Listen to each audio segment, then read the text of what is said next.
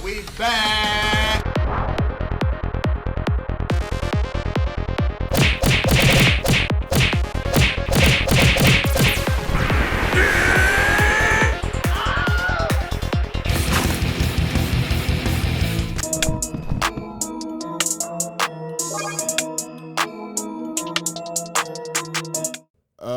Malcolm, this last one. This is something that probably got you hype about. Me so much. You know. I'll wait till that game actually comes out, if it comes out. Yeah.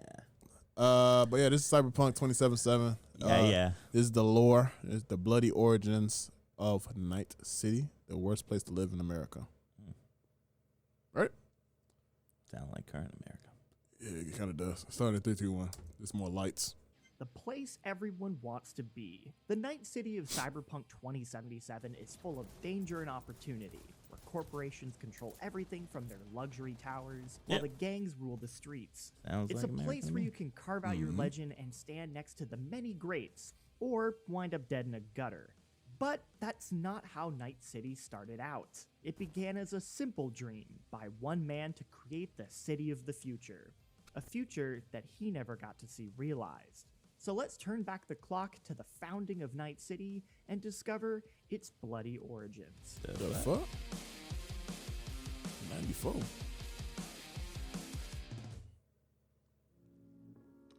Much of our information on the creation of Night City is sourced from an article as part of the Night City celebration of its 25th anniversary, written by Dr. Edward Michaels, the dean Is of this Night actually City in the game, University or at is the this just time. some... Our story begins think with it's done one in man, story Richard of Knight. the game. During the Games watch 1980s and early 90s, Knight was an ambitious businessman This with nigga an eye had for cyborg technology in the architecture and 94. urban planning.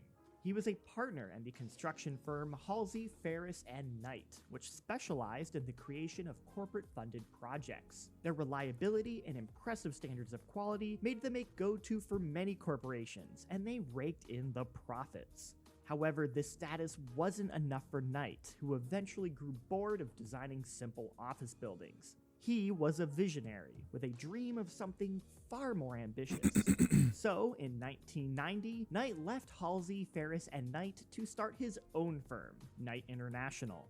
There, he would begin drafting up plans for the ideal American city, one that Knight hoped would shape the future and become a template for all cities that followed.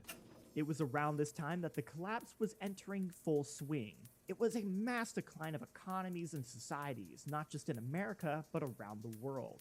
Things were changing quickly, and in the chaos, the megacorporations swooped in, filling the power vacuum left by the failing American government. Many began taking control of America's once great cities, carving out their own pieces of the United States for themselves. Illinois got But taken this over. was easier said than done, as many of these cities were in ruins, and much work needed to be done to wrestle them under control. It would be a lot easier if a corporation could build a city from scratch, molding it from the ground up to suit the purposes of those that controlled it. And this is where Knight's City of the Future came in. He needed the capital to make his dream a reality, and the megacorps wanted a city for themselves. It was a match made in heaven.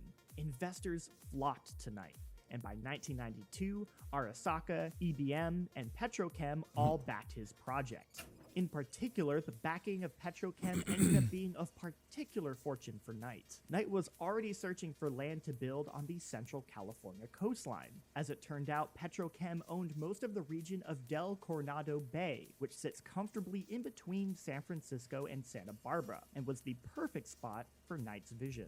After acquiring the rest of the surrounding area, construction began in 1993 on what would be called Coronado City. Unfortunately for Richard Knight, he would never see his dream city completed.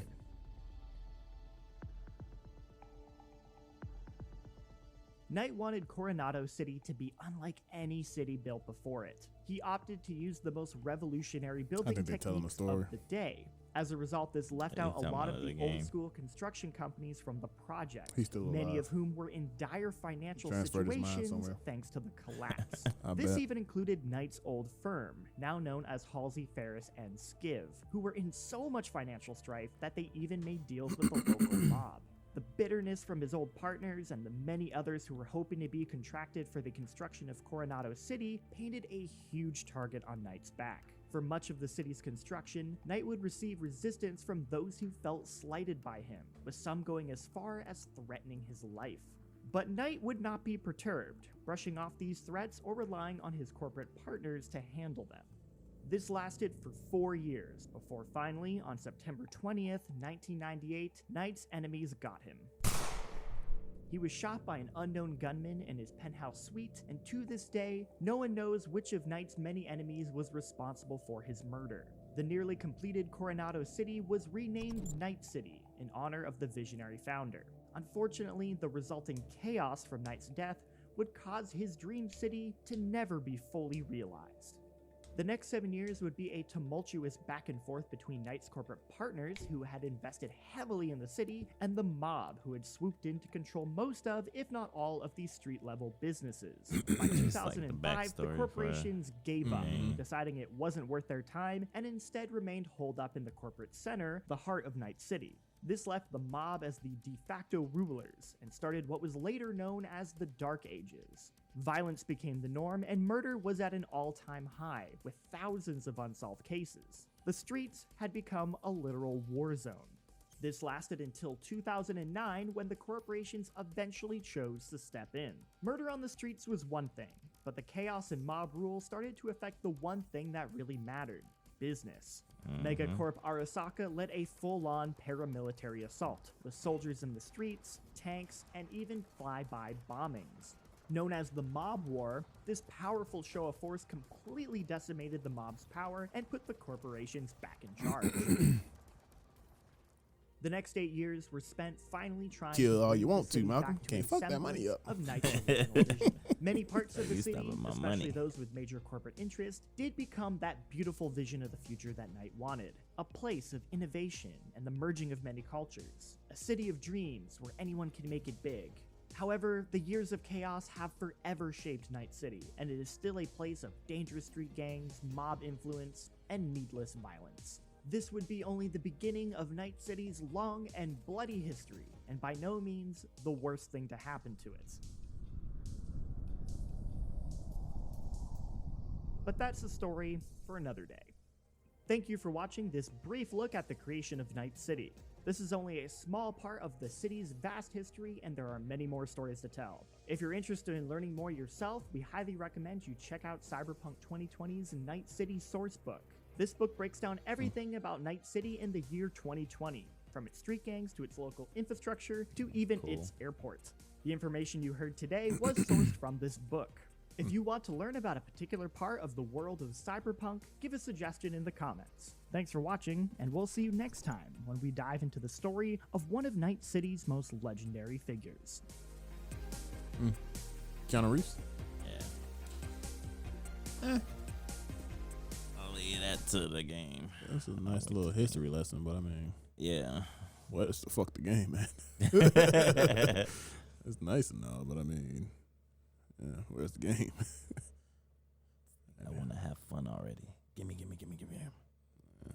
We'll see.